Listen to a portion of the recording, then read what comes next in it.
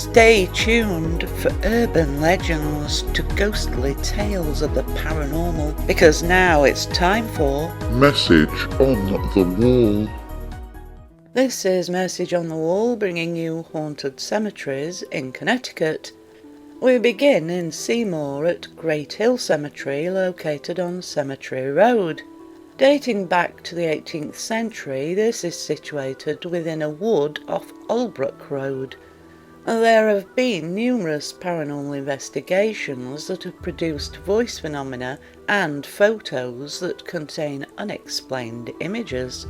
Locals also call this Hookman's Cemetery, as it's said a man named Hookman was accused of a crime that he didn't commit, but there were those who wanted to see justice and hung him from a tree within the cemetery. Another story goes that there was once a house that sat beside the cemetery. The family that lived there were all murdered by their youngest son, who then killed himself, and it is he and his family who are said to be seen as shadowy figures wandering among the graves. This is also said to be the cemetery where the Hookman urban legend sprang from, with its varying versions that always involve a young couple parked up. They hear a noise outside. The young man goes to investigate. The girl waits, but when he doesn't return, she gets from the car, usually to find her boyfriend hanging from a tree. Nighttime visitors are not encouraged, as this cemetery is still in operation. The second cemetery is at Ansonia.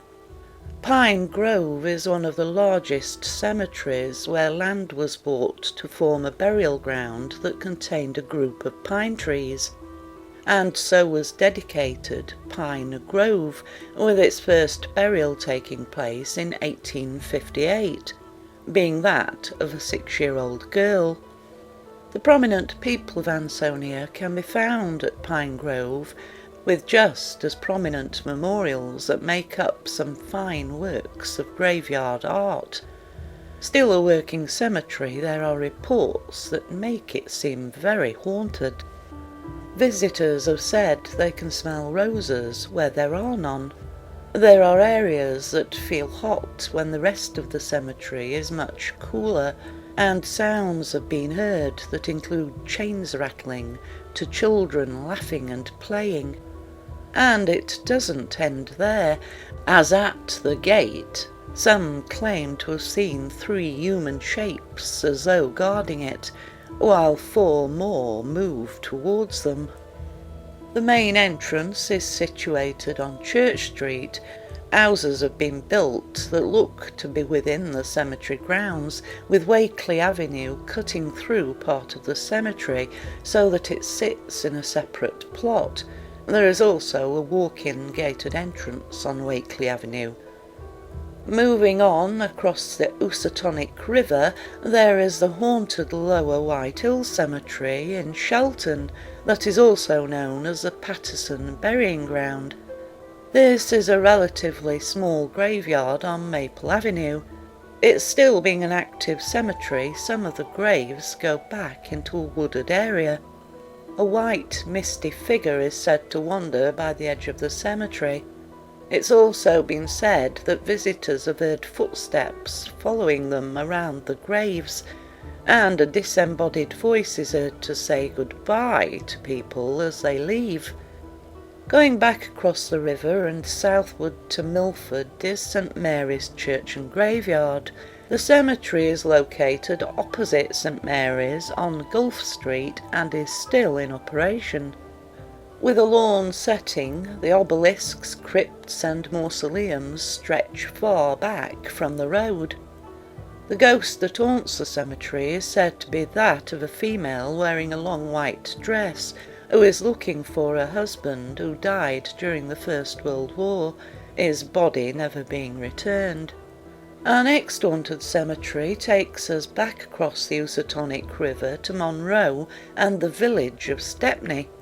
Nestled behind a wood fence are some of the earliest settlers, with the cemetery being established in 1794. The entrance is off Pepper Street, where it conjoins with Green Street. The haunting here is said to be linked with our last haunted cemetery at Easton, where there is a female that haunts. Many believe it to be the same female, but it is possibly a young woman who, visiting her husband's grave daily, was abducted during one of her visits, with her body later being found. Known as the White Lady, appearing as a white misty figure, many claim to have seen her even during the day. Any paranormal investigators will need to take a good supply of new batteries, as they tend to drain very quickly to within minutes of being within the cemetery grounds.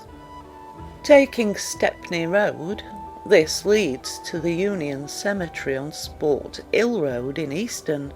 There are entrances both on Stepney Road and Sport Hill Road. Dating back to the 1700s, it's gained a reputation not for being just the most haunted cemetery in Connecticut, but one of the most haunted in the United States. The White Lady at Union Cemetery is said to be wearing what looks like a white nightdress with white cap, having long dark hair.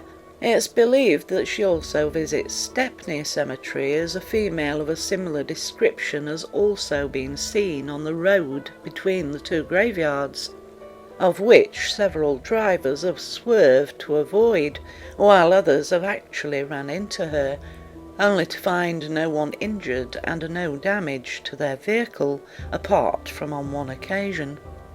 There are other spirits said to roam the cemetery, with EVPs producing a male voice and a man claiming to have been killed by a drunk driver. Photographs also contain misty figures and smoky shapes that are unaccounted for. In August 2012, the cemetery suffered from vandalism, desecrating over 50 graves, and so it would be wise to get permission for a nighttime investigation or go during daylight hours. And that is just a few haunted cemeteries in Connecticut. Listen out for more haunted cemeteries being brought to you by Message on the Wall. You've been listening to Message on the Wall, brought to you by Paranormal X, your website for everything paranormal at www.paranormalx.yolasite.com.